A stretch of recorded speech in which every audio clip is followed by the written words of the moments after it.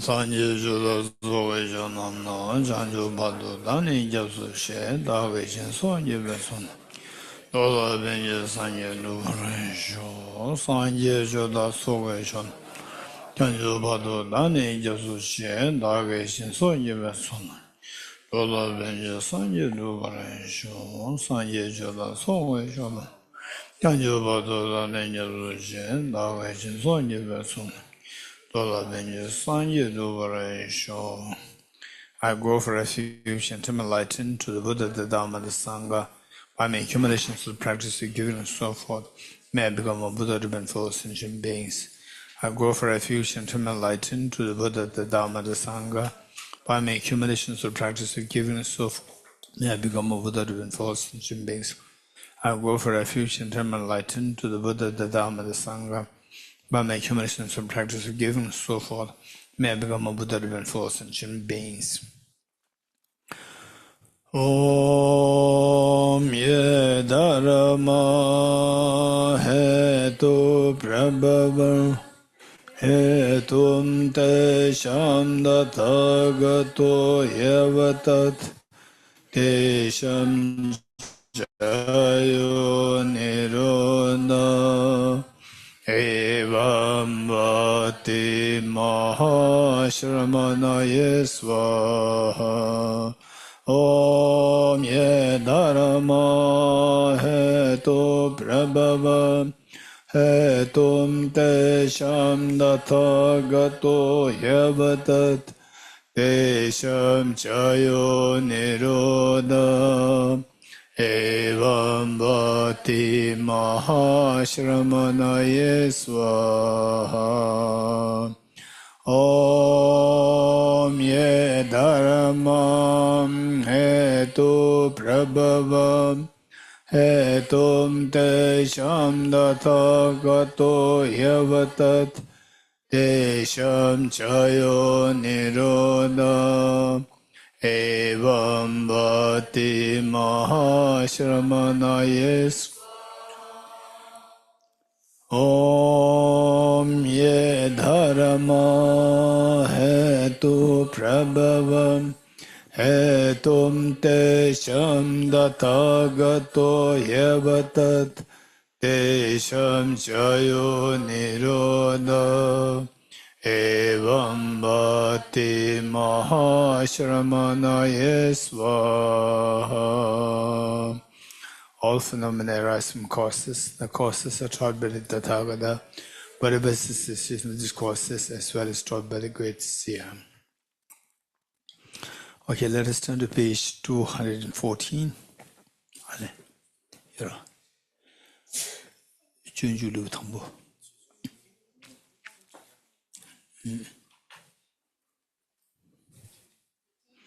214. 214.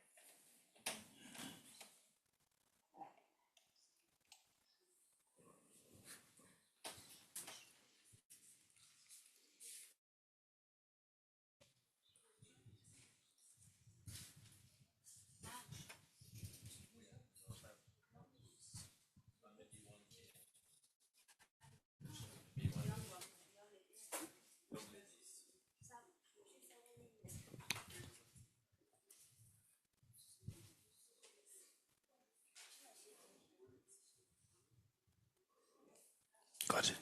Okay. Page 214, 214. And so what we're reading is the benefits of the awakened mind. Awakened mind here refers to Bodhicitta. And we talk about the two wings of the bird to cross the ocean of samsara. One is the wing of compassion and the other is the wing of wisdom. we require both. And yesterday we also talked about the three principal aspects of the path. What are they? Three principal aspects of the path. Renunciation, Bodhicitta, wisdom of emptiness. Okay. So we see that although we classify the path, amongst the paths, the three of them as three principal the paths of these, we see we can classify them further into two, the three into two. The one is wisdom, and the other two, Bodhicitta, wisdom, emptiness. The renunciation is the foundation, the ground, and on which the Bodhicitta should be stacked. These two combined together becomes one, the method side, and the wisdom. So we require the two wings to cross the ocean of samsara. And this is very important. So in other words, that we did discuss this yesterday, that whatever tradition that you follow is fine, there's no problem. The only thing is when you think of your own well-being, your well-being of this life and the future lives, and because that you have a tremendous affection to your parents, to your family members, and to your children, and so forth. The best way by which one can be of greatest service or benefit to the near and dear ones is by setting a good example, by being a good example yourself. So when you study well, practice well, and then when you are transformed, when you see that you are growing, then the people around you, they can see the transformation in you, and then they'll be inspired. So therefore, this is very important for you, for me, for all of us, to try our best to practice the Dharma and to study, contemplate, meditate, and while not neglecting to take care of your health, to take care of your family, to take care of your the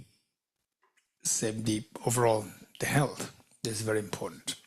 And for the wisdom of renunciation, the wisdom of emptiness, these two demarcate you from, demarcate you as a practitioner of the dharma for the enlightenment.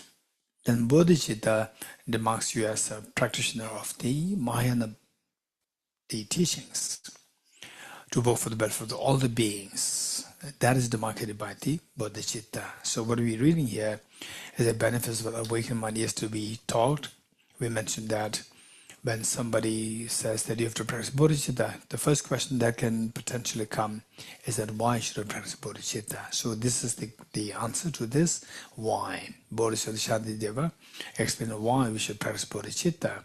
And if the Bodhicitta is missing, what's the problem? If you have it, what's the benefit? So all this is going to be explained in great detail here. And just for information, some of you must have been to the big monastic universities, like Sarah Drepung and these big monastic universities, where you see the monk scholars debating in like thousands. And by the way, how many of you have seen those debates on a large scale, like thousands? Okay. John Paul, no. Yes. Oh. And Lakshmi Center, right? So the Lakshmi Center director and the Gandhi director, two of them. Nicola, you have to take them there. Nicola, were you there? Nicola, do you see the big debates? Where? Oh, okay.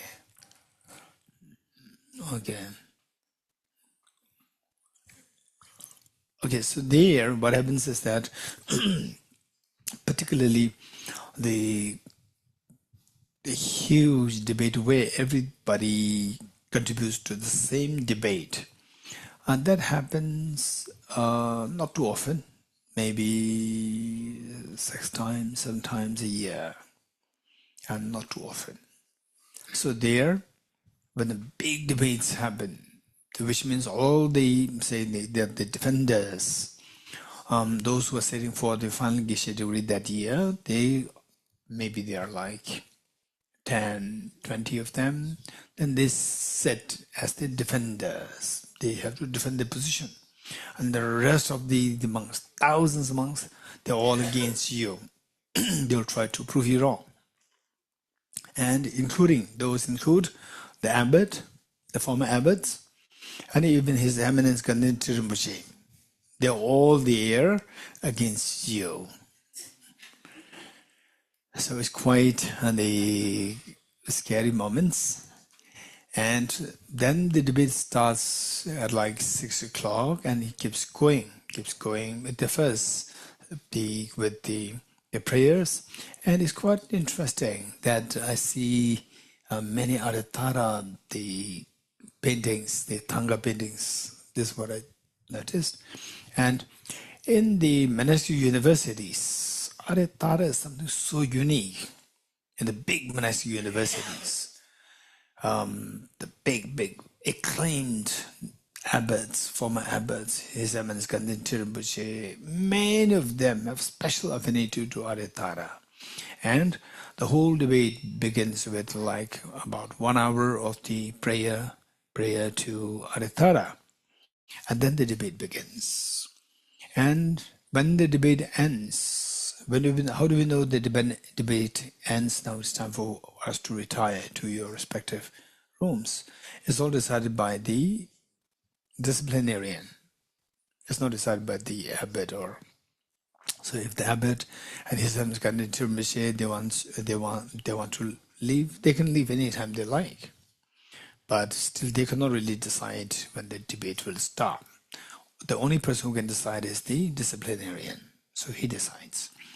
And how do we know that now the debate is coming to an end? Is that every time there is a new debate commenced, disciplinarian would ask, so he knows exactly who is from which class.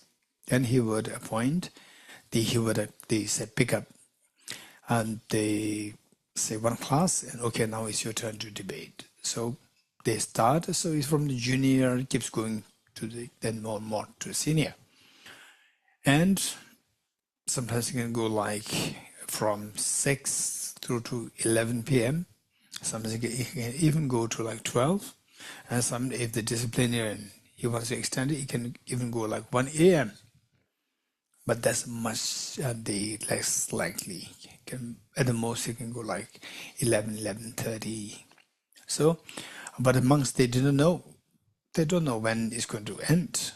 So, and the monks, they were discussing among themselves. Oh, he made a good point. The defender, he defended so well. And this question was so good. Actually, this question could have been put in this particular format, this particular form. They're discussing all these things.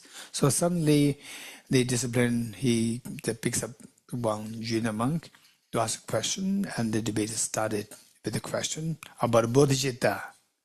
Suddenly, a Bodhicitta topic, and everybody's listening. And then it's Bodhicitta. Instantly, everybody knows that now this is the end of the debate for that day. So they will all sit, all the monks, they sit, and then follow the lines started by the young monk.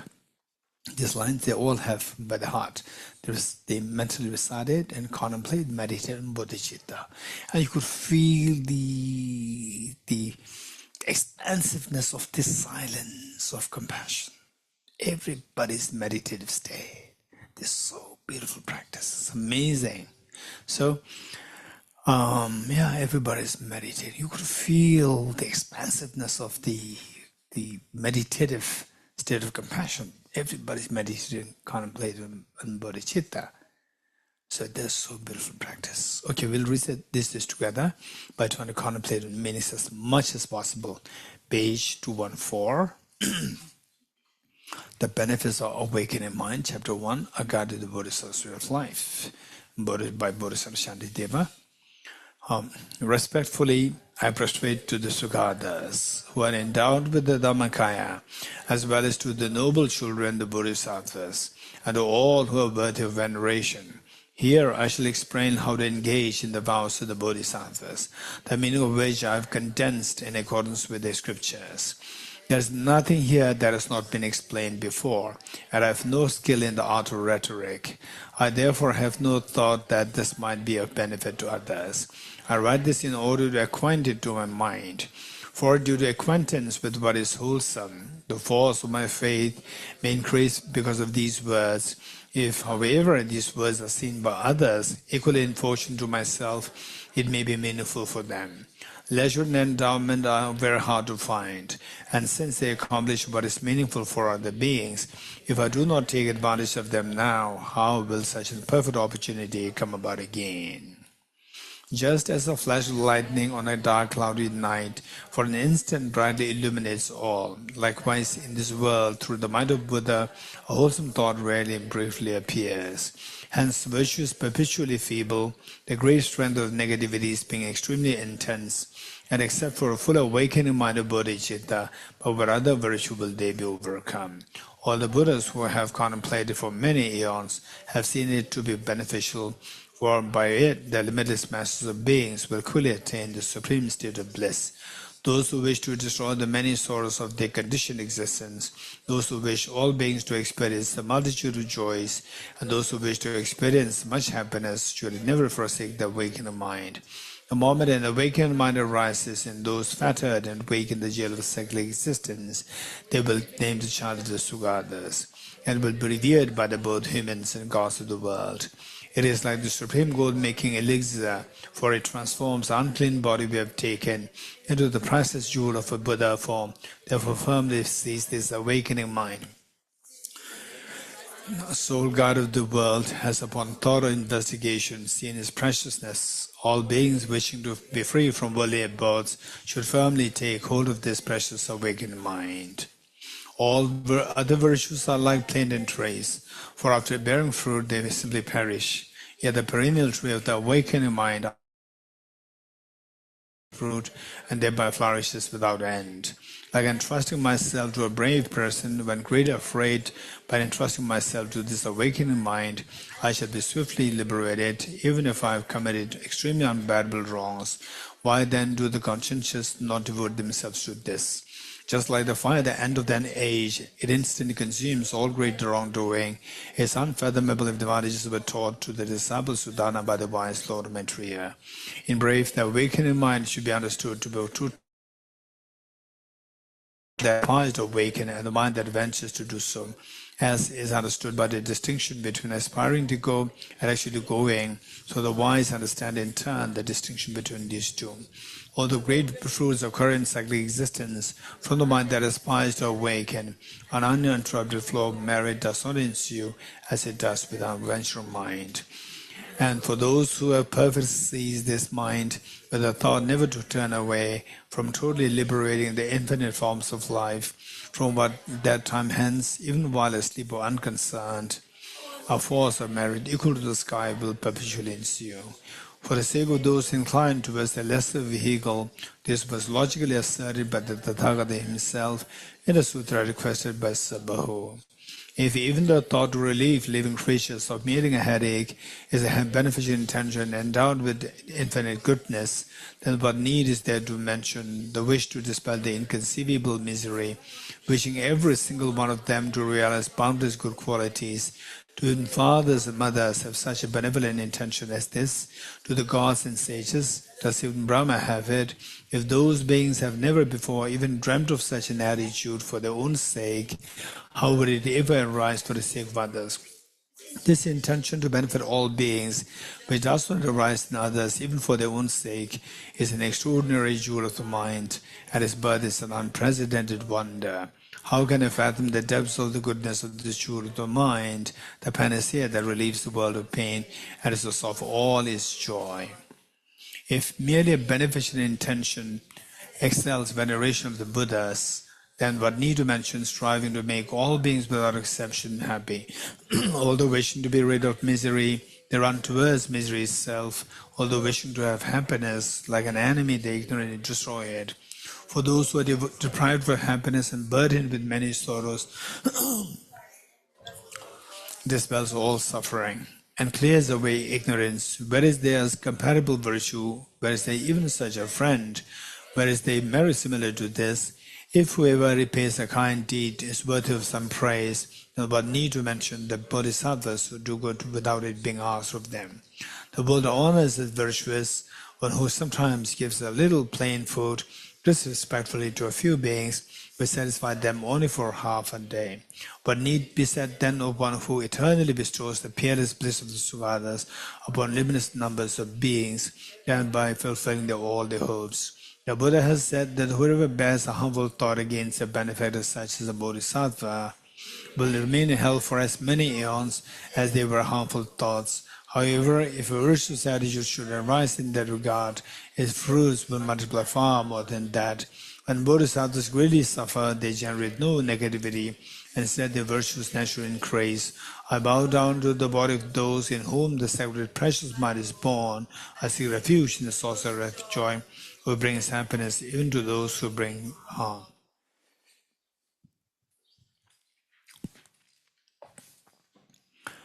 Okay, so anyone who can remind me where we left yesterday?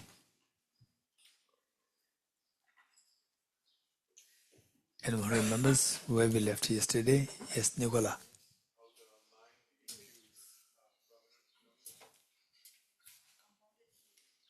Okay. Okay, so today I'm thinking of actually doing a little bit of emptiness, but for that, why I'm doing this is that there are some who are beginners, but there are many who are seniors. And they actually, for beginners, it's not that wise for us to talk about emptiness directly, but it doesn't matter. So what we do is that first, to be on the safe side, we will go through the 4 seals, and then the third seal we'll discuss on emptiness, so that at least we have some basis for the wisdom of emptiness. Usually for such retreats, which spans for like 10 days, usually emptiness, the topic we touch the emptiness only on the 4th or the 5th day. So we create we try to share the background information, create the basis for people to be ready to jump into emptiness. Okay, so the 4 seals, while we see that 4 seals are something which many of us may see that as quite a common teaching, but it is very important, and for us to repeat this over and over again and to see the links, how the 4 seals, they will link to each other, and finally for own well-being, how you interpret this for your own well-being. That is something which is very important for us. So with this mind, first, the 4 seals.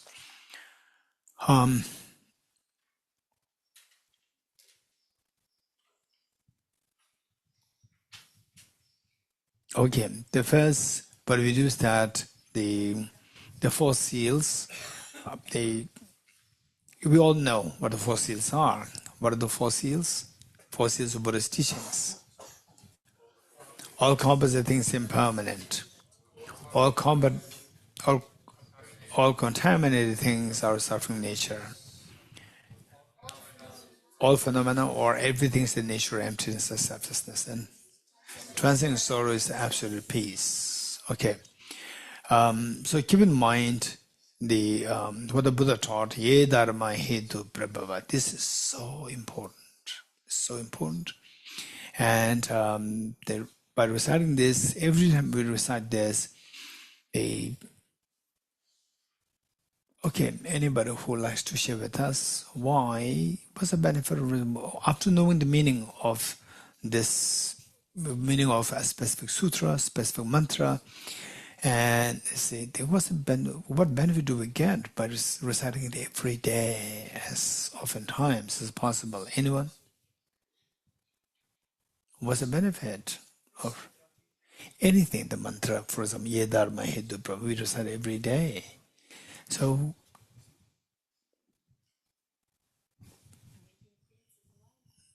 Make imprints. Okay, make imprints. For example, say that you learn first you learn how to say this, and you learn the meaning. So already the imprints are laid. You agree? Already the imprints are laid in your mind. When you read it, when you learn it, but if you learn the meaning, all the imprints are laid. So why do we do lay imprints? So how does it help? Familiarization? Huh? Huh? It's already in the continuum because you implanted the seed. It's already in the continuum of the mind. Very good. It's a reminder. Anila? Sorry?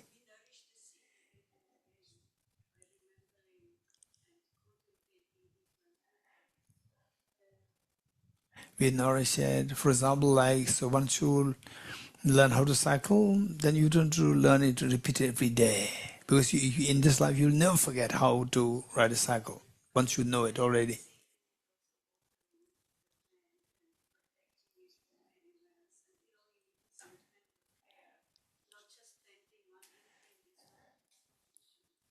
For example, what about cycling? You learn cycling, and you'll never forget it. You don't have to revise it. Sorry?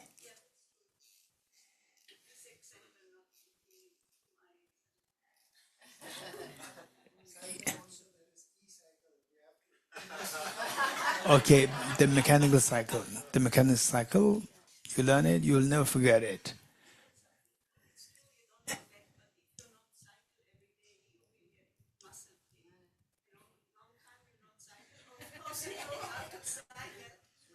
Anyone else here?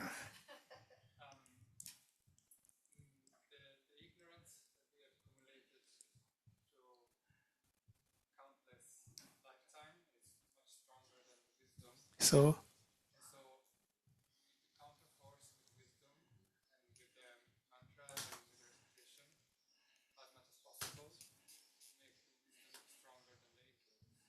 very good. Very good. Anyone else?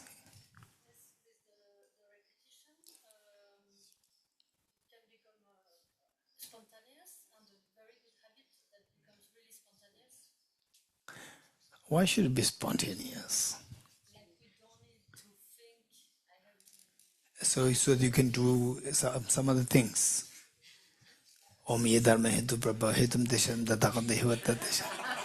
Right? So you don't have to think and it comes automatically.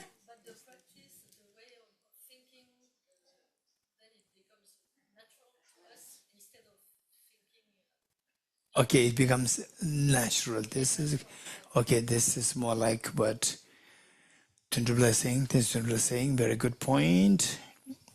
And here,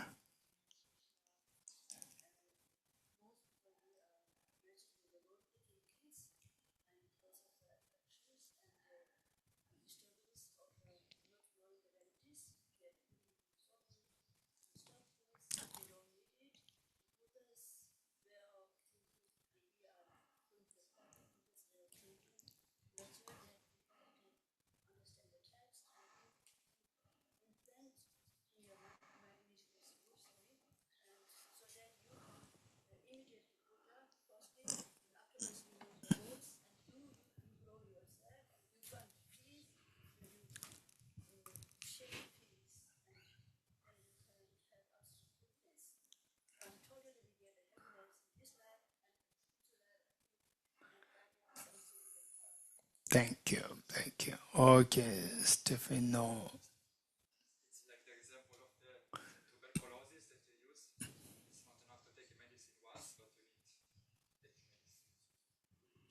Very good. Very good. Very good.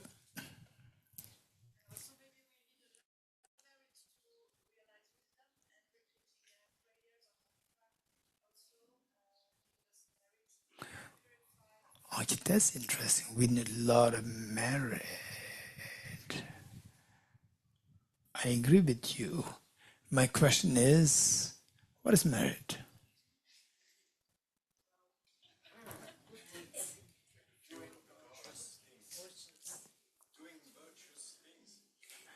Doing virtuous things.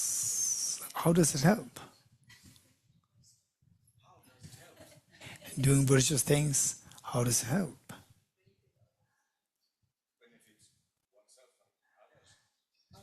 No, the same virtue. For example, I know Albert Einstein's equation, E equals mc square. I don't have to repeat it every day. One is good enough. I don't think Albert Einstein, he's also repeating it every day. I don't think. He knows that, finish. So anytime somebody asks him, he can just say it instantly. Anyone else? Anyone else? Anyone else? I'm looking for new hands. Oh yes, Stephen.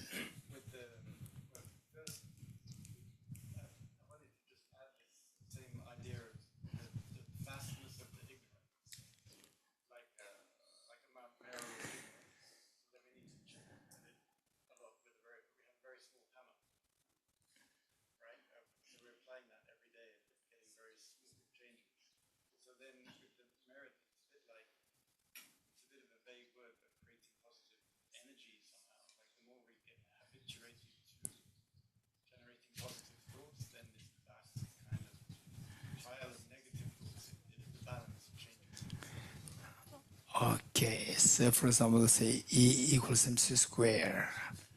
I say it once, I know that, versus I say it every day. What's the difference? At the end, somebody asked me, what's the equation of Einstein? Equals mc square. Someone who said every day does not have anything additional to say.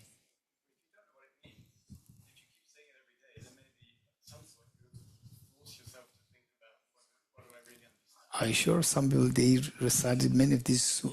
This was for 20 years, still no thought comes. So some people, they do for 50 years, still nothing.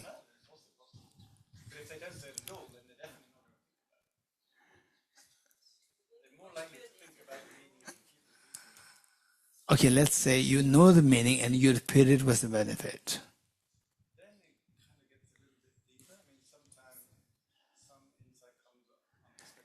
Okay, I'm quite impressed by all the answers given. Stephen, a reminder, and the tuberculosis example, and then the ignorance is very thick, and the wisdom, we should get it, we should be more powerful. We have to build. So for example, deposit money, I deposited at the, what's the currency? Franc, Swiss franc. Okay, I already deposit money, 10 Swiss franc, and finish. No, keep depositing. So it builds up. This is the concept which Tindula brought up. Okay, so I agree with what Anila said, what the lady there said, what gentleman here said. Agree with all what I've said. So it has multiple shades. There's a tremendous benefit. And I answer, what is merit? What is merit? This is the merit is the energy. Energy, the merit is the energy. And this, say, the energy in the case of the car is the fuel. So what Nicola said is the fuel. Fuel gives the energy, the force or the energy to let the car move. So and then what Stephen said, you do it, and then it goes deeper, deeper, deeper. So now we see that for example, like the mantra, Ye Dharma mantra, contemplative meaning, and itself, if we're able to get to the core of this, we see that even the teaching can go on for like minimum 1 week, 2 weeks. It varies just about this mantra. So let me put it like this. Finally, why do we have to do all these things? Finally, you tell me, just finally, what's the purpose?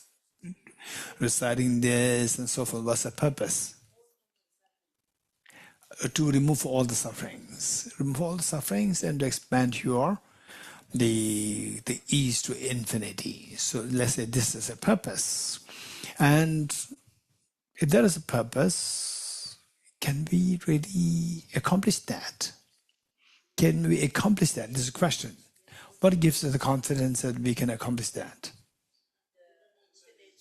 You have the Buddha nature. Okay, good. With the Buddha nature, we have the potential. We have the Buddha nature. So if the Buddha nature is there, why it is not manifested? It is covered by the defilements. Good. It is covered by defilements. So what we learned is that to remove the defilements, in order for this Buddha nature to manifest, we need to apply the remedies. What remedies apply depends on the nature of the defilements. So knowing that the defilements, at the root of all the mental defilements is the ignorance. So the remedy should be the wisdom of emptiness. So wisdom of emptiness. So this is how things work. Now the wisdom of emptiness, and the wisdom of emptiness at the moment is bank balance 0. And the ignorance bank balance is just billionaire, trillionaire. Right? We have trillions ignorance. So we have to remove this ignorance and increase the bank balance of the wisdom. So for this wisdom, there are 3 kinds. Wisdom, there are 3 kinds. Wisdom drawn through learning, wisdom drawn through reflection, and wisdom drawn through meditation. Okay, so what are 3 kinds of wisdom? What are the 3 kinds of wisdom? Nalinda. Tubishirab, Tujung Shirab, Gumjung Shirab, Samjung Shirab, the Mare, Tujung Shirab, Samjung Shirab, Gumjung Shirab. Again.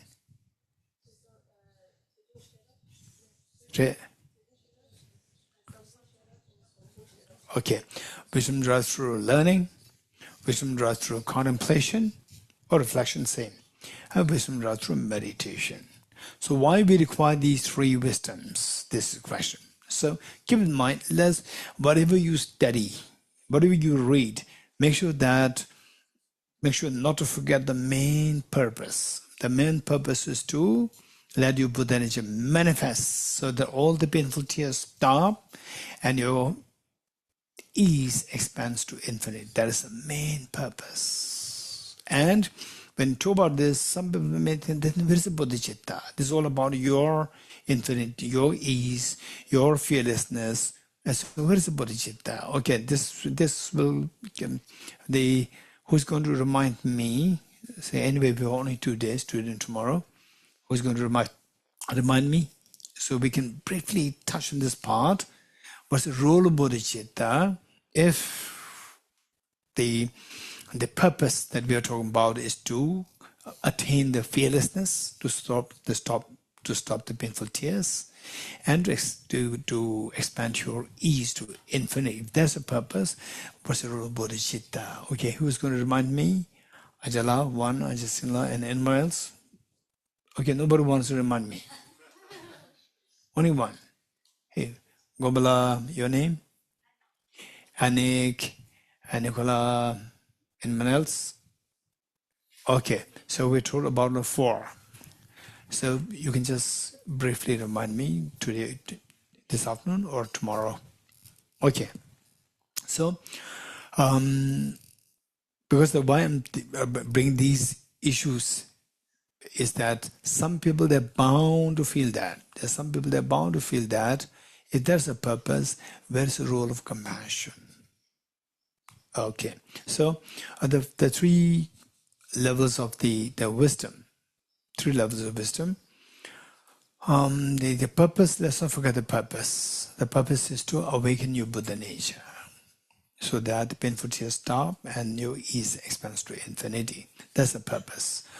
And when we come to know that this is being, this purpose, why this is not manifest at the moment, is because of the is because of the mental defilements. So our job is to remove the mental defilements. So we have to start somewhere to remove the mental defilements.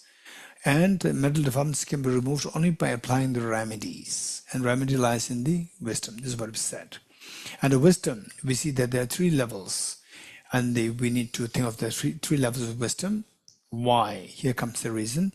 For example, say the first, to really counteract the ignorance, the wisdom should be very powerful. And for that wisdom to be very powerful and spontaneous, it must be preceded by the wisdom derived through reflection, wisdom derived through contemplation. In other words, first you have to gain confidence, conviction in the reality. So the wisdom to gain conviction in the reality, that conviction must come. And to gain this conviction, you have to study. You have to engage in extensive studies to reach to that level of the conviction. Without the studies, it's impossible. For example, without studying to become a Nobel laureate in physics is impossible. So therefore, the studies should go first. So the wisdom derived through learning, or the studies first, followed by the wisdom derived through reflection to give you the conviction, and finally wisdom derived through meditation. And what are these 3 things? Is this they say what we learn from a technical the concepts, technical concepts of Buddhist psychology, philosophy, logic, as the vocabularies used, they have the very specific meanings. Very specific meanings. You have to learn them specifically. So the first, wisdom derived through learning. What's wisdom derived through learning? Wisdom derived through learning is the what we call as a borrowed knowledge. Borrowed knowledge. What does it mean by borrowed knowledge? For example, somebody asked me, what is the famous equation of Albert Einstein? I say E equals mc square. And if somebody asks me, are you sure that this equation, do you know how this equation is derived? My answer is no, I don't know. I don't remember even that when I was in school, this equation, I learned it when I was in class 11 and 12. When I was just 17, 18 years old, I learned it there. And I do not know whether I actually derived this in the class. I don't know. And then today, if somebody asks me, is this equation? I say, yes, this is the equation. Do you know how to derive it? I don't know. So what makes you think this equation? I just mimic my teacher. This is what I learned from my teacher. This is what I borrowed from my teacher. I don't have confidence in this. I don't have the conviction in this. This is just what I learned from my teacher. This is borrowed knowledge. So for example, emptiness, we study all these things, and we study the concept of emptiness, and you have a lot to say, but you are still not convinced. You are yet to generate the conviction. That is known as wisdom derived through learning, or wisdom derived through studying. So this is so precious, so precious. Sometimes some people say that that you study emptiness and you are really good at it. For example, if your IQ is high, and I would say, to be very honest, for me, which is more important, IQ or your consistency? For me, consistency is more important. With consistency in study of philosophy, particularly, I would say, and the emptiness concept, your IQ will automatically become high. This is what I've sensed, or I've seen in my life, to see the people, observing the people. So, wisdom derived through learning is a borrowed knowledge. You are not convinced, but it's so precious. But when the wisdom is on that level, it doesn't guarantee any transformation in your emotions. If you're short-tempered, you will remain short-tempered. Although you have a lot to talk about emptiness, but you remain short-tempered. You may be so good in talking about Bodhicitta, but you can be extremely still very selfish, because your knowledge remains on which level? Wisdom derived through learning, and not yet moved to the wisdom derived through reflection or meditation. Just the first level. Yet this is so precious, so precious, so precious, because when you encounter with the life experiences where you see that, okay, now my life is just so hollow. I have to look for a greater purpose. You are ready. You have all the ingredients. You've studied all of them. Then you subject them to analysis or reflection. And then with the reflection, when it becomes your own knowledge, yeah, that's very true. Emptiness is amazing. The moment you think about it, you start to have goosebumps on the body and very stable, reliable goosebumps. And then you see that the world is very different. Then that becomes your knowledge. That is known as the wisdom drawn through reflection or wisdom drawn through contemplation. This is that becomes your knowledge. For example, let me give you the example. This is a very important point. What are the demarcating lines between these three wisdoms? The first one, when I was age 5 or 6 in the school, my math teacher, I still remember her, and I hope she's not watching this Zoom. I was 5, 6 years old, and she today must be in her 70s.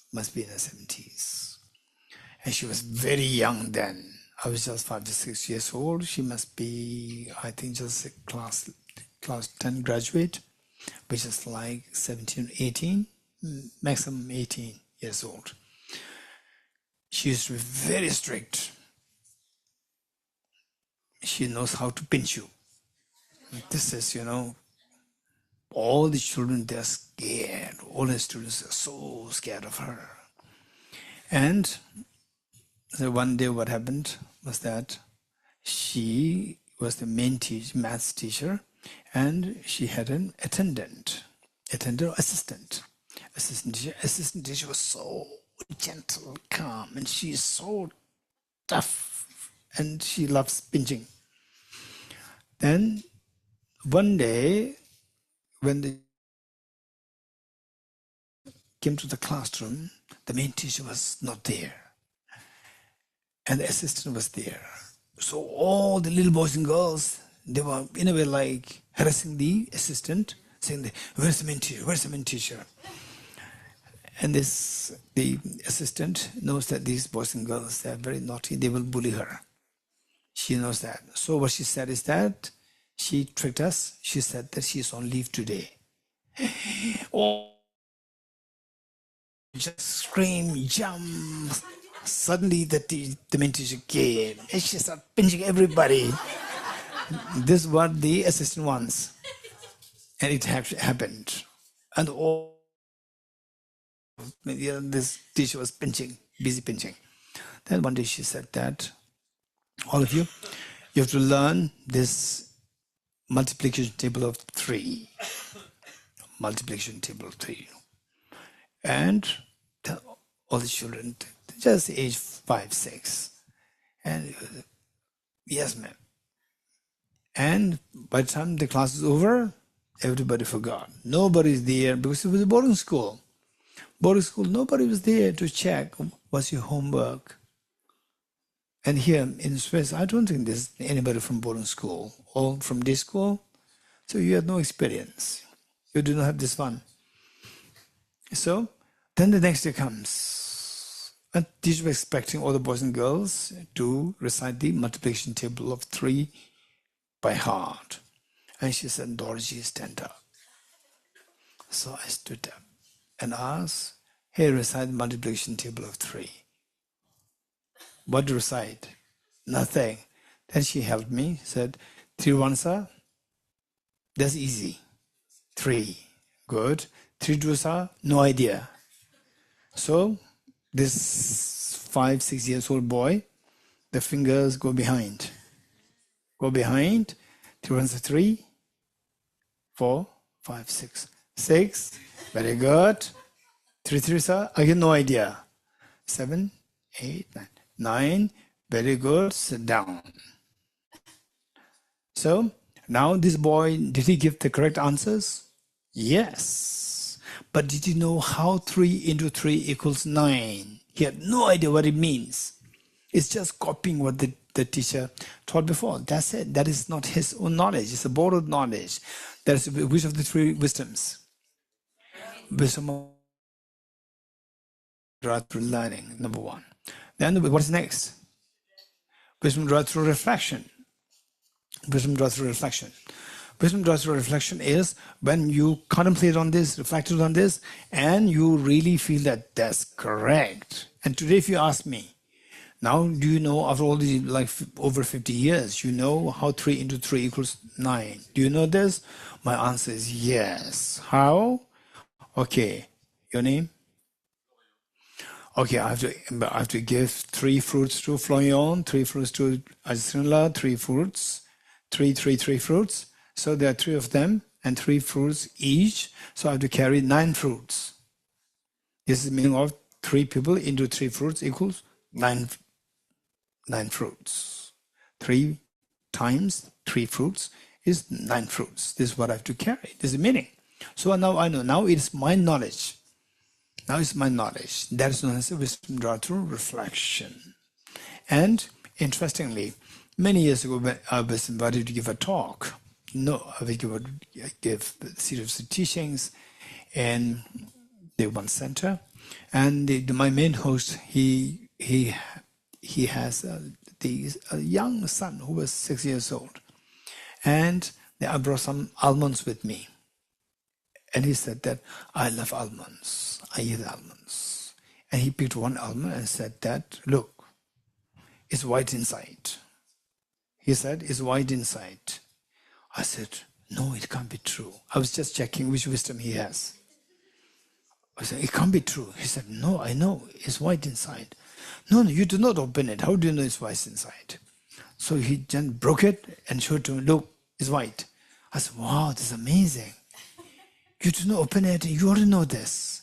Who taught what inside? He said, nobody taught me, I know it myself. Which means it's my knowledge. It's not a borrowed knowledge. You're getting it?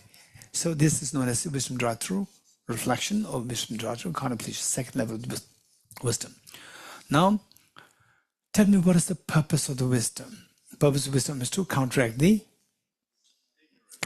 ignorance. So, for example, let's say that the police, what's the job of the police? Is to counteract the thieves, the criminals. And the criminals, usually how effective they are? They're extremely effective. They're so fast.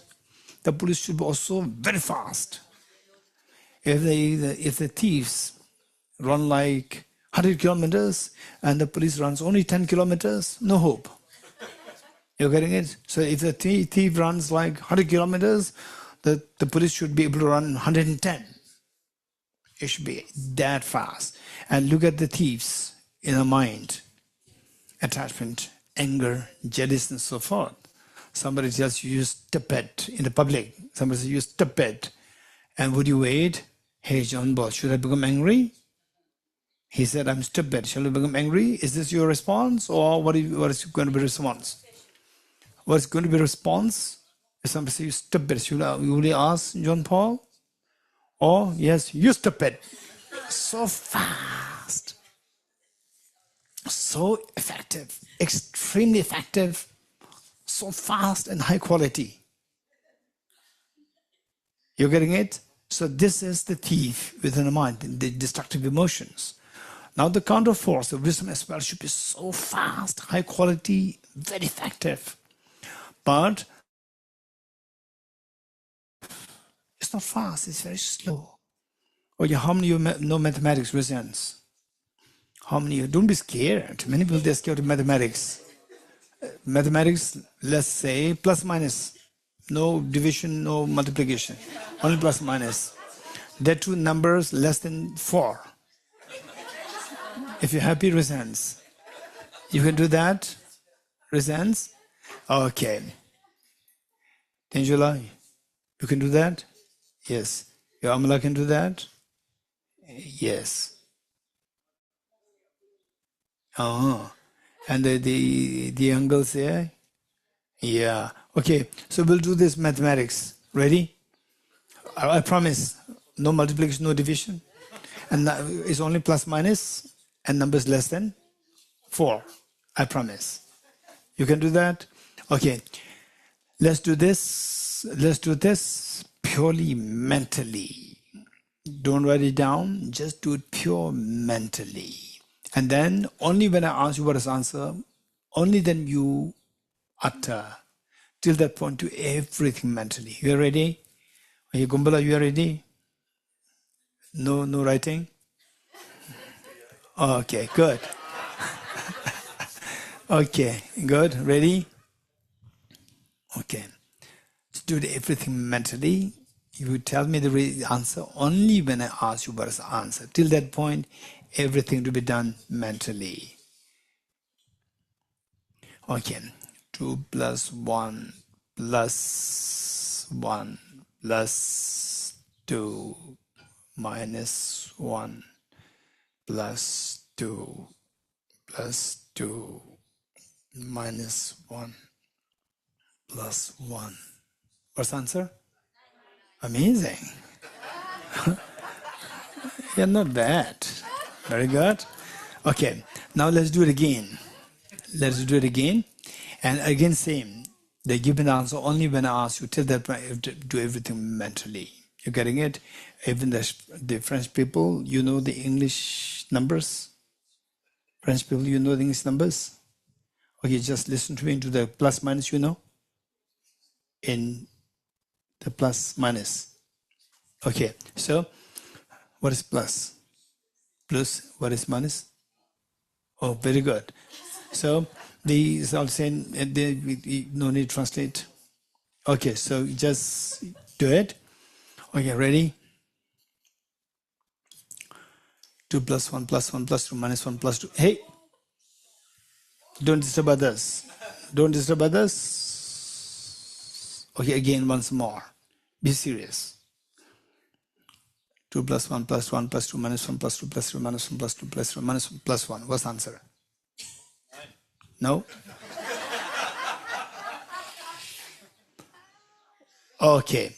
Now, my question to you is why in the first case you're able to give the correct answer? Why in the second case you cannot give the correct answer?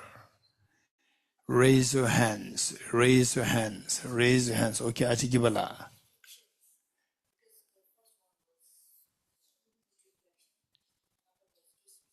Okay, in the first you get the time to reflect. In the second case, it's very fast. I said it fast. Okay, so what is the job of the police? To catch the very fast-moving thief. So the answer that you should be giving there should be supposed to be the wisdom. Wisdom should be very fast, but very slow. I said fast. Yes, what I said fast, and your mind works very slow. That should be the wisdom. That wisdom, and that wisdom was so slow. Whereas the thieves, they are running at 100 kilometers per hour, and you are running at 2 kilometers per hour. So how can you catch the thieves? You're getting it? So now what should we do? We should make the wisdom very fast and high quality. And this can be trained. Your mind has that capacity. Believe it or not, your mind, my mind, each one of our mind has the capacity within this split of line like this. Within this split of time, a split of a second, your mind has the capacity to think of 173 topics without altering the sequence. You have, this is the speed that your mind, the capacity, the potential that you have with respect to the speed. During this split of a second, your mind can meditate on 173 topics without altering the sequence. And this is the training which the Bodhisattvas go through. And each one of us, we have that potential. So we have to train in this. Okay, How many you learned a new language when you were a teenager? Okay, and then they say you learn it, and then in few weeks' time you spoke fluently, Karo. In 1 week you spoke very fluently. Second language, okay. So what is required? How did it happen that you start to speak fluently? Every day. This is not a practice. You're getting it? So how to make this mind fast? How fast and effective is to practice whatever conviction that we've gained. For example, like, oh, everything is like dream. It's not real. When you put a little effort, meditate, then you, with the emptiness concept, you start to realize that, oh, things are not real. And again, when you're in the grip of the emotions, very strong emotions, again the wisdom emptiness goes away from you and things are solidified. You're getting it? Again, you see the meditation, gradually the emptiness comes. So gradually the police comes. Gradually, not fast. But if you practice every day, then whenever you need it, it comes so fast. So that wisdom has the capacity to overcome the ignorance. Okay, so with this, what we said is that this wisdom should be made very effective, so fast, high quality. For that matter, the second of the three wisdoms, second one must be upgraded to the third level. Third level through constant practice. With constant practice, then what happens is that wisdom emptiness becomes so fast. It becomes so fast and very effective. So that wisdom has the capacity to bring about transformation in your mind. Second wisdom, what is the second one? Wisdom drawn through contemplation, wisdom drawn through reflection. That wisdom gives you a confidence. Okay, if I practice this wisdom, oh, my emotions can be managed. My fear can be managed. My anger can be managed. You get the conviction. But to make it happen, you have to actually move from the second to the third. You're getting it? Second will give you the eyes to see the reality. First will give you the information. First wisdom will give the information. And the second wisdom will give the eyes. For example, like, I see, okay, let's say that you go to Tibet. You say, I see that is Mount Everest. From distance you are seeing this. You're seeing this. But then you're not still there in the Mount Everest. You're seeing this. So that is given to you by the wisdom drawn through contemplation. Then, what should you do? You go there, walk. That is the wisdom drawn through meditation. Okay, so this is what it is. Now the next point is that this wisdom, in order to reach there,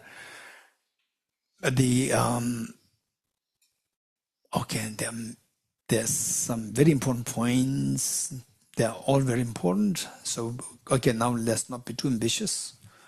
Let's focus on one. So, this wisdom, the Buddha taught, Ye dharma hetu prabhava, hetum desham tathagata hevatat. All these phenomena, particularly the phenomena of miseries, they arise from the causes. And what the causes are is taught by the Tathagata. So with this mind, the particular root of all the miseries is the ignorance. And to counter the ignorance, the Buddha taught the four seals. Okay, four seals. And the first seal. So these four seals, particularly the first three, are to exhibit the four wisdoms, four kinds of wisdoms to counteract the four misconceptions or four kinds of ignorance. So the first ignorance is ignorance which misconceives impermanent phenomena as permanent. What's the first ignorance? Which misconceives impermanent as permanent. Number two, which misconceives miseries as happiness. Number three, which misconceives impure things as pure. And finally, the one misconceives what is selfless nature as of self-hurt. Okay, this we have to remember. So another point which I like to bring to attention is that this is very important, and they say that, okay, let's say we are in prison, and the whole prison is a good place or not a good place? It's not a good place. It's not a good place, but within the prisons, we see that some are more, some are more severe, some are less severe. You agree? Some are more relaxed, some are extremely badly treated. So within prisons also they differ within. So say samsara is a prison. Within samsara, some segments are more relaxed and some are acute painful. Some are more relaxed, some are acute. And all in all, we are in samsara. There's a prison. And however pleasant it is, we're still in samsara, in the prison. So we see that ignorance, while we talked about 4 kinds of ignorance, and the Buddha also indicated 2 kinds of ignorance. Ignorance which distorts the reality, which distorts the ontological reality. Okay, don't be scared of the technical terms. The ignorance which distorts the ontological reality. I'll explain about this ontological reality. Just note it down. Or in text you should mention the ignorance which distorts the ultimate reality. Ignorance which distorts the ultimate reality, or ignorance which distorts the ontological reality. And number 2, ignorance which distorts the law of karma. Ignorance which distorts the law of karma. And the other one is ignorance which distorts the ultimate reality, or the ontological reality, or ultimate reality, same. So these are 2 kinds of ignorance. The first ignorance which distorts the ultimate reality, that ignorance is responsible in trapping us in samsara. Let me repeat it. The ignorance which distorts the ultimate reality, that is responsible for trapping us in samsara. Okay, so that ignorance in Tibetan is known as Tekona Nyela Mongbe Marikpa. Tekona Nyela Mongbe Marikpa. This is the first one. The second, what is the second one? What is the second one? Ignorance which distorts the law of karma. Which distorts the law of karma. That in Tibetan is known as Lende la Mongbe Marikpa. Lende la Mongbe Marikpa. This is the Tibetan. So the second ignorance, so this acts within the bound of the first ignorance. First ignorance is the main, and inside this, then the ignorance which misconceives or which distorts the law of karma. So that is responsible for the inflicting the suffering, inflicting all the miserable sufferings in samsara, like hell realm, hungry ghost realm, animal realm, sickness, aging, death, tension, all these are attracted by this ignorance. Which is the ignorance which distorts the law of karma.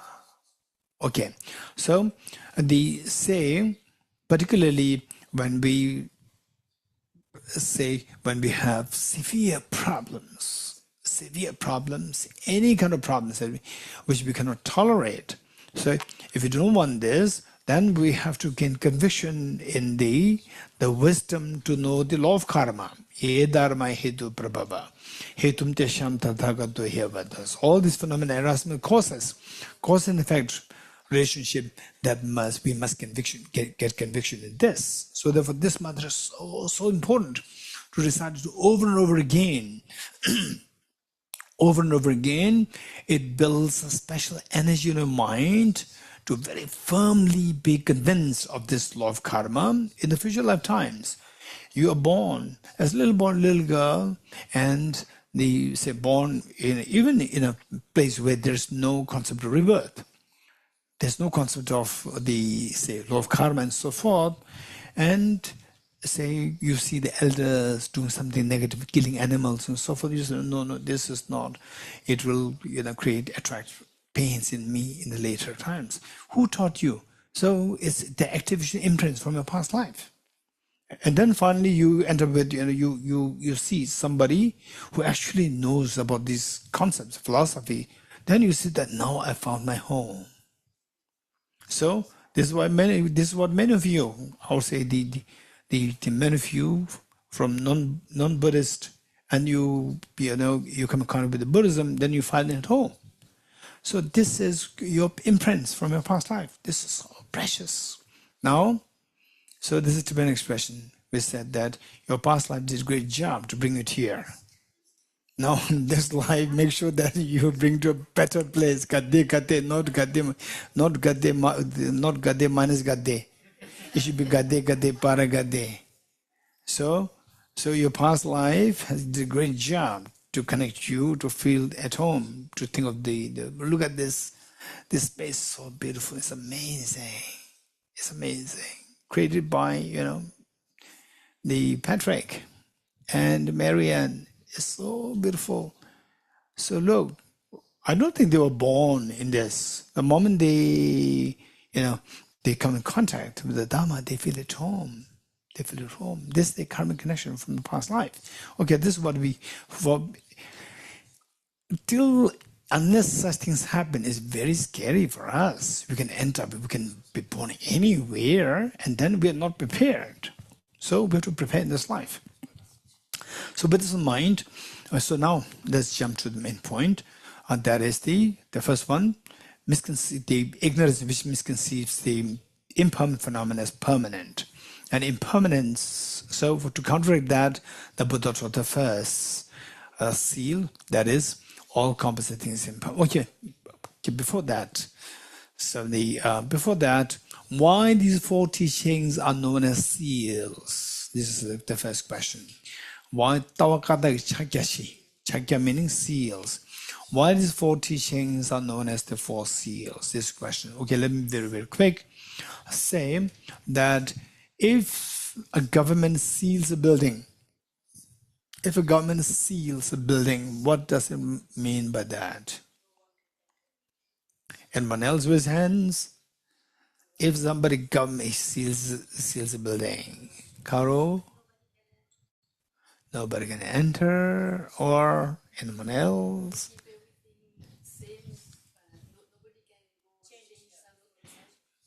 Okay, John Paul.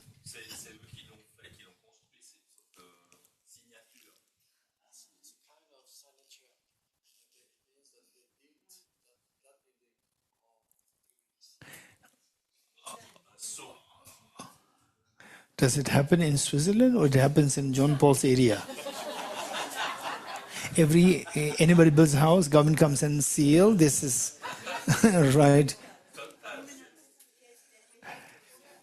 Okay, what I just said, and Chrissy said, and maybe what John Paul said happens more in Gindidup Center. Any member builds a house, you have to inform John Paul. John Paul will stick a label. Say, okay, so the idea is that when there's conflict with the building, when there's conflict in building, some conflict happening or some controversy happening around the building, the government comes and seals it, saying that nobody's allowed to touch it till the government says, okay, now I remove the seal, then it's your property, it's their property, you can use it now. Till that point, the government seals it means that this is fixed, nobody's allowed to touch it. So these four teachings are metaphorically sealed by the Buddha, saying that anybody who wants to stop the painful tears of life, anybody, we all have to go through these experiences, unfortunately. We all.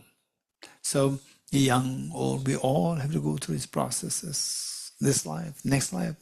So it's very extremely tiring and exhausting. But this is what life is. It's extremely sad. So anybody who wants to stop the painful tears, the Buddha said, you have to practice these 4 lines, these 4 teachings. There's no exception, whether you're Buddhist, non-Buddhist, whatever. If you want to stop the painful tears, you have to practice these 4 lines. If you don't practice these 4 lines, sorry, nobody can do anything. So the Buddha taught, no, they said that Buddha does not watch the negativities of beings. In Tibetan, Tobna Diba Chu Mitrushing, Trove Dunga Chaga Misela, Yigi Toba Shena Pominde, Chungi Demba Tembe Trova Guru. In English, the Buddha does not watch the negativities of beings, nor does he remove the miseries by his hands, nor does he transfer his spiritual realization to others. It is only by teaching the truth of the suchness that the beings can be liberated. This is the only way. This only way. So the Buddha metaphorically sealed this for saying that there's no exception. Anybody who wants to be liberated in this is what you should practice. It's not about ism. It's not about whether you're Buddhist or Jain or Christian, believer, non-believer. No, it's not about gender. It's about your own well-being. Okay, so now, but the advice the Buddha gave is not to follow blindly. Not to follow blindly. What the Buddha taught, we take it. Don't be quick to accept it. Don't be quick to reject it. Let me repeat it. What the Buddha taught, learn it. But don't be quick to accept it, don't be quick to reject it. Buddha will be most happy if you learn it, don't take it quickly, don't accept it quickly, don't reject it quickly, and instead analyze. Subject to analysis, and only when you get conviction, then you accept it. So this is Buddha's approach. Okay, so it was 2003 when I was in Cambridge University in England. And that was 2003. 2003, when these girls were not born. Born. Oh, you were 1 year old. Okay. John Paul not born? Not born. Not yet. Okay. 2003, I was in Cambridge and I was just in my mid-30s. And my graduate physics. So I used to meet the many physics professors, physicists. And there was one physicist who was extremely bright and very difficult to talk to. Extremely bright and very difficult to talk to. Say, if you go and talk to him, he just listen to you 2 lines and he say there's internal contradiction. Nobody dares to go to talk to him. So we had a long. He was reluctant to talk to me. Then through the common friend, out of courtesy, he started to talk. He said that a common friend said that, hey, I have not forgot his name also. Hey, this is Geshe Dorji and he's interested in physics. So just to make our common friend happy, he started to talk. Otherwise, he didn't want to talk to me. So he said, if you have any question, physics, ask me. This is how he started. Then, at one point, what he said this, in this world, okay, by the way, okay. So what he said is that in this world, only physics is education. Okay, anybody who is from the education background with physics? If you're not from physics, you are not from education. For him, very little physics, which means you have little education. For him. Even if you're an educationist, you are not educated. For him, he said, in this world, only physics is education. Then I asked why. He said, because it is only physics which allows you to have critical thinking. All others are imitation of the earlier teachers. Let me repeat it. It is only physics which allows you to have critical thinking. All others are imitation of the earlier teachers. Then I said, wait, listen to what the Buddha has to say. Then I quoted the Buddha, who said, bhikshus are the wise people. Just as a goldsmith tests the purity of the gold by cutting, rubbing and burning the gold, you should also examine my words and put them to practice, not simply because you respect me. Then he remained silent for a few seconds. He said, oh, the Buddha must have been a great physicist. So this is the approach. This approach, having said this, the Buddha taught that, said these 4 seals, whether you like it or not, if you don't want to go through the painful experience of the life, if you want to stop all the pains, we have to study, contemplate, and meditate on these 4 seals. So metaphorically, these 4 are sealed by the Buddha as the means to attain awake, to attain fearlessness. Okay, the first, all composite things impermanent. Now you know what is composite phenomena. Composite phenomena are those phenomena. Okay, now technically I'm going quite quick. Composite phenomena are those phenomena which are composed of directional parts and temporal parts. Directional parts meaning, okay, which are made of material parts.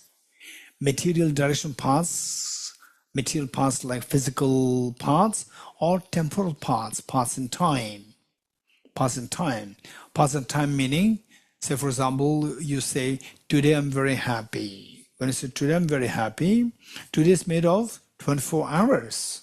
So first hour mind is happy, second hour mind is happy, you divide it 24 times. And the first hour mind is again made of 60 minutes. First minute mind, second minute mind, third minute mind. This is how we see the parts in time. That is known as temporal segments or temporal parts. So anything which is composed of these, the material parts or temporal parts, should necessarily be impermanent in nature. And impermanence, there are 2 kinds: gross impermanence and subtle impermanence. Okay, now I'm going through a little quickly. Those who were in the mornings, we already did a little bit of explanation of this. The gross impermanence, impermanent phenomena whose continuum terminates. Gross impermanence is impermanent phenomena whose continuum terminates.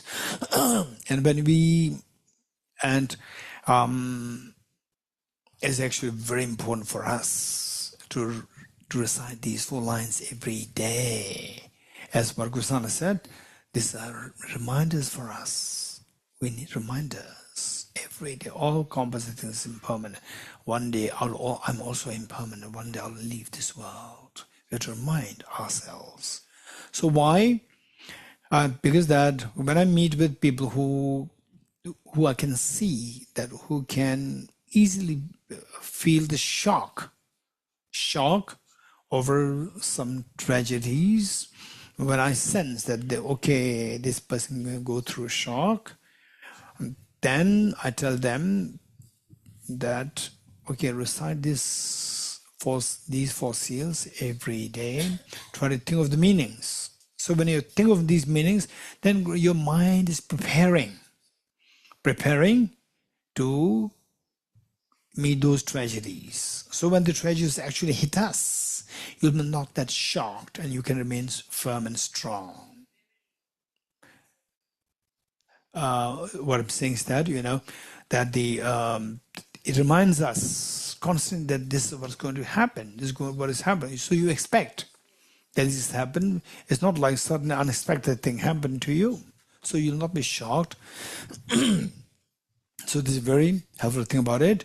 And so when you look at the fortresses, the huge fortresses, or the pyramids, huge pyramids. What is pyramid? Pyramid is nothing where the burial took place. Burial. Somebody's buried there. This is like a tomb. This is a tomb. Burial. What is burial? Burial is impermanence of death. So rather than sightseeing, this should be the teacher of the impermanence for us. So this is telling me one day I will also disappear from the earth. This should be a reminder for us. It's actually very good for me. When I came out, and then people, say for example, this time I went to different places. Particularly, I deliberately went to meet 3 patients. just for the purpose in Europe.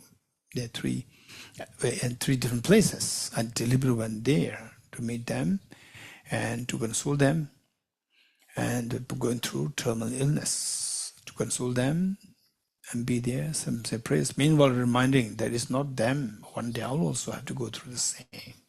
No exception. Everybody has to go through this, including me. So while I console others, I should also contemplate on that myself. So we are all in the same boat. So therefore, if you contemplate on these 4 lines on a daily basis, then you're preparing yourself. And then you see that your life becomes very meaningful. Because at the end of the day, you will not feel the shock. And meanwhile, there's a feeling of joy that, okay, now I'm not prepared. I know where I'm going. So I'm prepared. So prepared meaning that, okay, say for example, say from one place, the Bodhisattvas, Bodhisattva Shantideva talks about if you generate Bodhicitta, you are going from one place, from a place of a more beautiful light. So this is how the Bodhicitta is described. So the practice of Bodhicitta, practice wisdom of emptiness, the wisdom of the 4 seals. So all these become very important for us and so relevant to us. So this is the all composite things impermanent, gross impermanence. And remember what Geshe Lharampa about the great saint, how he became great saint, because of seeing the reality of impermanence. Seeing the reality of impermanence made him to really, see that the world is so hollow and no substance there. The most meaningful thing is to turn to Dharma. So therefore, what he said this morning, this was what I reminded in this morning session. So Geshe Lharampa going there, so after coming from his teacher's place, and then actually he was in a form of like a retreat. And suddenly he had the vision while he was partially like in a semi-sleep, he had a vision of his hometown and his house. This like a vision came to his semi-sleep state. Then he just temporarily stopped the meditation. He came out of the meditation and went to his guru and reported the matter to the guru. And guru said, "You should be in why you came in between." So he reported that it happened. So I think I have to go to my homeland. This is what happened this morning. The vision came from my mind. Then finally everything was decided, and then he went there. So he went there. Then from distance he could see his house down there, and he met a young child shepherd. And he asked the shepherd, whose house was that? Because it has been a few years that he didn't go there, and the house was in such a bad shape. And the shepherd, little boy, said that, "Oh, this house, nobody dared to go there. This is a haunted place because it was owned by one black magician, Tubaga. And anybody who goes there, people fear that this black magician may kill you. So nobody dared to go there." And he looked at Geshe Lharampa, seeing the physical appearance of a saint. You say, "You look like a saint, you can go. If you go there, you can get the..." One scripture is available also there. And you can... This is his home. So he went there. Mother's skeleton lying there. Because the mother passed away there. Nobody dared to go there because everybody was scared that just the Tubaga may, again cast black magic against them. So they were scared, and the mother passed away like this. And then he saw the mother's skeleton. So he picked it, and what he said is that this is his realization. He said that when the mother was here, the son is gone. When the son came, the mother is gone. Even if the two were to meet together, there's no meaning. Better it is for me to live for Dharma practice. He said, look at this house. When the house was intact, the owner was gone. When the owner came, the house was in such a bad shape. Even if the two were to be together, there's no purpose. Better it is for me to live for the Dharma practice. And when the sister was here, the brother is gone. When the brother came, the sister was roaming around. Even if the two would be together, there's no purpose, but it is for me to live for Dhamma practice. So this was the reality which Antiju's Venerable saw, this impermanence. So it's very important for us that when you think of the impermanence, it's quite painful. For example, let's say Tibet House. So where my job is, the young boys, girls, they joined the office as a staff, and they were totally inexperienced, and I trained them for years. Like 7 years, they become so good. And then so good to the extent that I don't really have to worry at all. When the conferences happen, they will manage everything so effectively. I don't even have to think about it. My job is just show up on the actual day, and everything is set right. And then one day they come, he or she comes to my office. Geshe La, now I'm going for another job or my further studies with the letter. Then I just, yes, my policy is always, yes, anybody, you have to grow. You already have grown a lot here, and you go to another place. Again, you grow, keep growing. So, but these say impermanence. Somebody was so good, and now separation happens. The deep whole vacuum is left in your mind, and the mind sings while talking about impermanence. Your own mind sings. Then observe your mind. Okay, this impermanence is painful. To even to think of that is very painful, but it's good. It's good that this is a reality check. We have to think of this more often, so that finally one day, even I have to leave, the moment I leave to the next, what is the next plan? What to think of the plan now? So those are all the reminders for us. So this is the meaning of all composite is impermanent. And with the impermanence, say the gross impermanence where impermanent phenomena whose continuum terminates. Like, for example, the beautiful days, beautiful spring. I'm sure here in Switzerland, the spring and summer is a heat wave. Spring is beautiful, and fall very cold, and winter cold, and spring is very beautiful, but it lasts for only 2-3 months. Okay, then it disappears, impermanence. And then sometimes, I would say nowadays, I would say the WhatsApp and these Facebook, if you can use them nicely, it can be very beneficial. Whereas if you don't use it rightly, it'll steal your time. That's it. It'll just steal your time and then make you grow older. Say the time I joined the office, Tibet House, my hairs were completely dark. Now, if I keep scrolling the Facebook, Instagram, reel, right? Reel, in 24 hours it'll disappear. I must not miss it. If there's then suddenly it shakes me and my hair has turned white. Too late. So we should make sure that impermanence, somebody who can remember the impermanence way ahead of time, these are smart people. Those who see the impermanence at the very point, last minute, too late. These are unevolved beings. So we should be smart. Be kind to yourself and be wisely kind to yourself. Let me repeat it. Be kind to yourself and be wisely kind to yourself. Be wisely kind to yourself, meaning contemplate in these things way ahead of time. Don't wait till the last minute. Last minute is too late for us. Okay, so this is the meaning of the all composite things impermanent. Okay, we stop here. Tavge tuje shageri so chon shenge me to Dege Bonjomba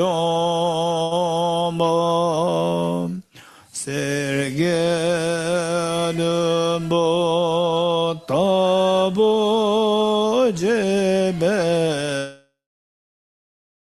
O Shaye Yebo Kela Chazeno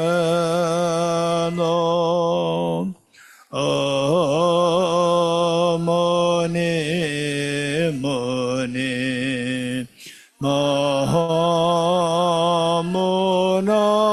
Yeswa O Muni Muni Mahamuna Yeswa O Muni Muni Mahamuna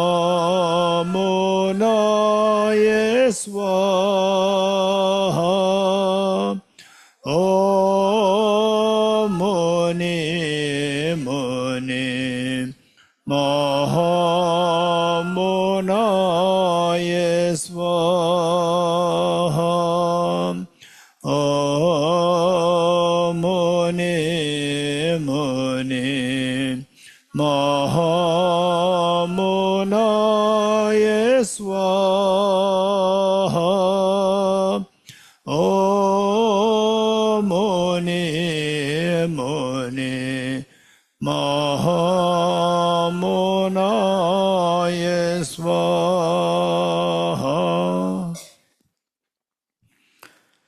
Okay, 3 prostrations together.